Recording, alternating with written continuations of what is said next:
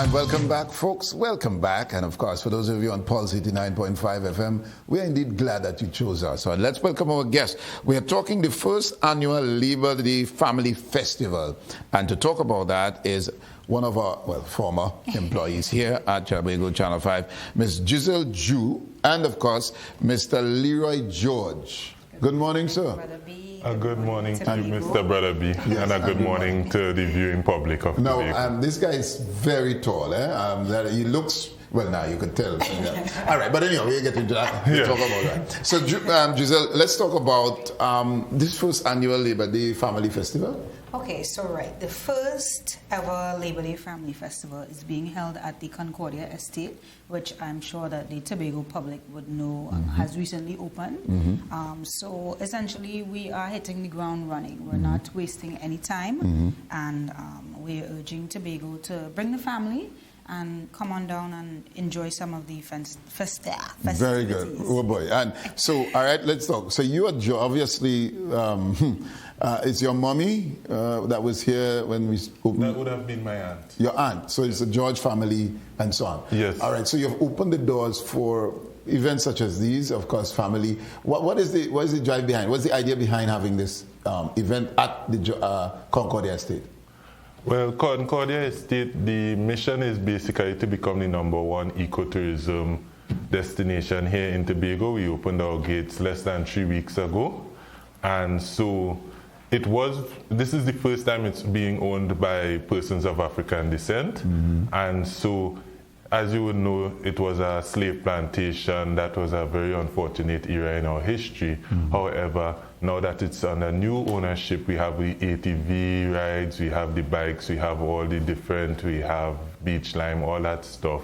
We're trying to put a positive spin on this particular part of our legacy here in Tobago. And Very good. That is the idea of what we're about. Great. Now, a big guy with intelligence, intellectual capacity, eloquent and thing. We appreciate that. Drew, on that day, tell us what's going to happen, or what is the plan? Well, of course, families are coming up, but just tell us, is it there geared towards any particular family? Is just open to any family or any among the families that want to come in and to explore this piece of definitely. We're not leaving anyone out.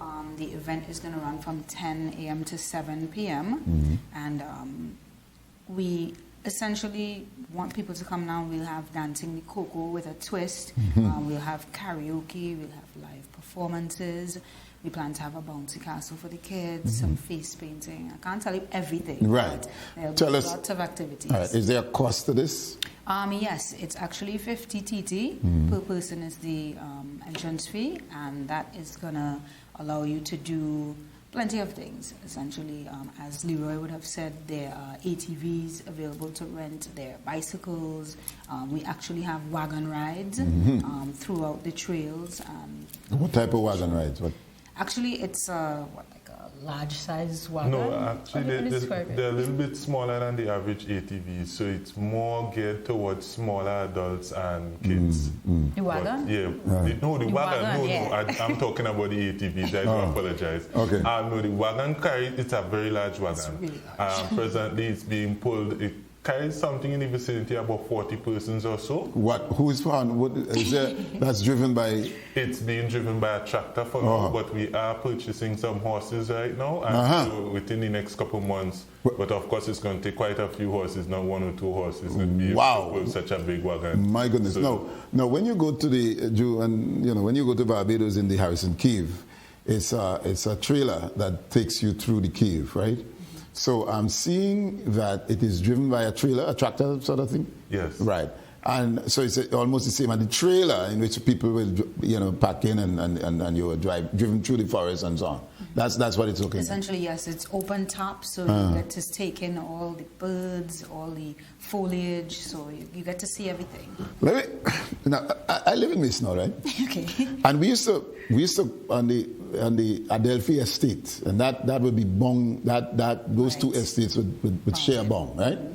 And we used to go down inside there. I don't know if that's going up. That would be going up to where we used to go. There's a old mill there. It's a old sugar mill. It was not sugar mill. It was some old something. I can't remember. Tower-ish looking thing.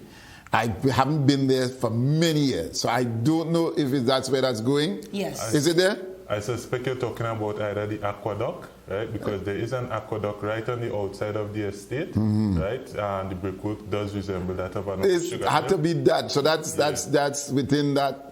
That is right at the border. You know, I miss them boy this because as a grown person, I haven't been there in donkey years, so I don't know. But anyway, let's talk about the day's activities. Right. So so you come in at what time do you? Well, you said 10 o'clock. What time? Yeah, 10 o'clock. And what's really unique about the event is we want to have a variation of foods. So early in the morning, we'll have cornmeal porridge. During the day, we'll have like boiled corn, or roast corn, pigtail, barbecue pigtail, and a variation of foods available for person. Things that you don't typically get every day. Very good.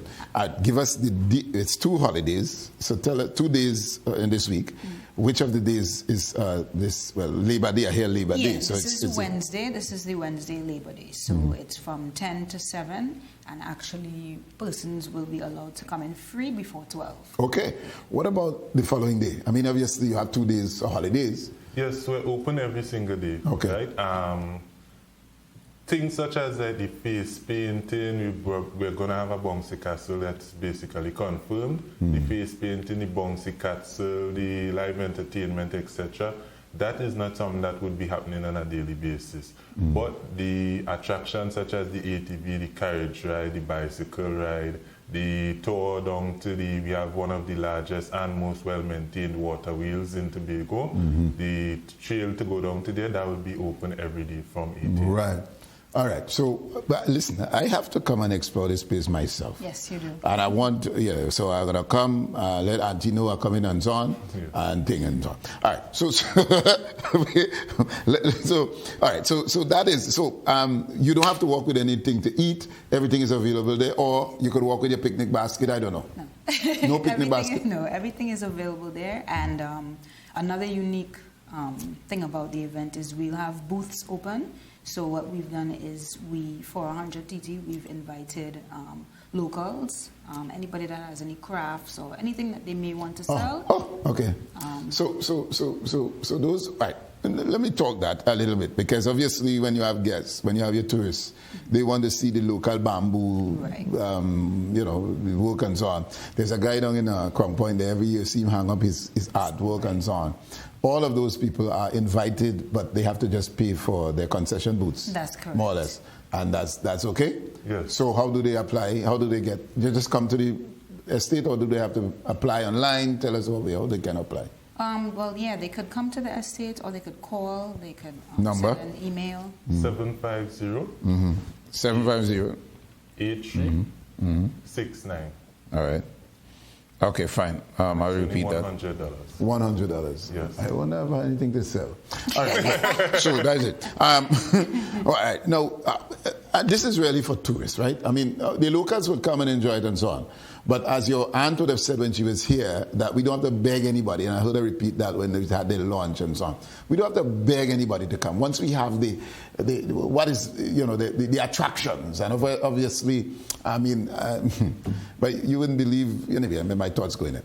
But target market, in terms of, besides Tobago and the Caribbean and so on, in terms of marketing this place, are they on Facebook? Are we out there yet? Well, I want to correct you a little bit, because you said geared for tourists, but who is really a tourist? Okay. Because I live on the island of And Tobago, you don't know. And some days I want to be a tourist. Okay. Some days I feel as though I don't want to work. I want to go to this hotel. I want to go and dine here. I might want to do this activity. So I think our definition of what a tourist is really needs to expand. Okay. It's an event where we just encourage anybody. Very good. I would be any local would be a tourist seeing that place for the first time and so on. Fine, we understand that. But I'm talking internationally. We want to bring people in according to what your aunt would have said. And I like what she's saying. We don't have to beg anybody. We just have to market ourselves properly from that standpoint. Are the pictures up on Facebook? Do you have your website? Tell me.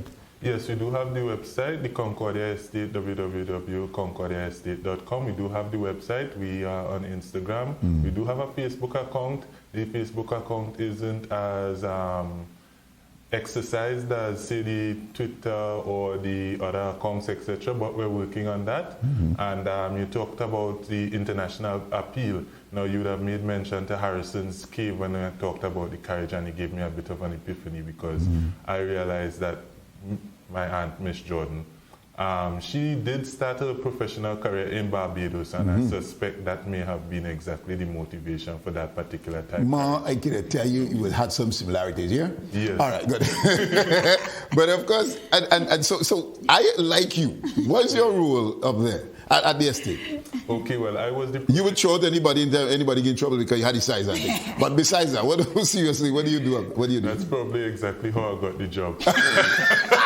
And you ever said so you were too? You gave me 2 epiphanies this morning. Right. Basically, I was the project manager in charge of the refurbishing of the already established buildings where the cocoa house and the coffee house are, and also adding 2 more physical structures in the sense on the northern side. We have the different basically outlets that you could rent, etc. So for long-term purposes, you could also rent it, not just for tomorrow, right? And also on the eastern side, we have the large auditorium building also. So I would have built all those stuff as the project manager. Auditorium building, meaning that you could have entertainment, live entertainment and so on? Yes. Well, right, well, good. So, Drew, clearly, I mean, and I could remember, and I'm going back to, when I used to do dinner theater for Fort Granby. You would not know the Marquess of Granby. There was a booth there. Myself and a guy, Pope, Lennox Pope, used to play. So we could do dinner theater and thing. Yes. Well, are you serious? I mean, I have my package ready to come in. I mean, I think. Serious, but, I can't say. All right. But no, what I'm saying is, and then when I look at, there's that waste piece up at Pembroke, that the village, that heritage park there, that circle type stage. I don't know what you have where you are, but that for me is a waste of space. So I would hope that that which you are establishing there now would become the hub of local entertainment and that sort of thing. Copper Tree used to do something similar and that sort of thing. So you understand where I'm at. And you being from Keenan, it's Keenan, right? Our family is originally Keenan, from that's what Keenan, but we grew up in Riceland. Very good, right. That's where I put the basics. So from there, that's that entertainment spot, that spot for live entertainment would happen like every week, every fortnight. Tell me what is the intent? Every Friday we're going to have bonfire there, right? The regular stuff, we're going to be doing it every day, but every Friday we're going to have bonfire there, and at all times we're available for rental purposes if you want to rent the auditorium, etc.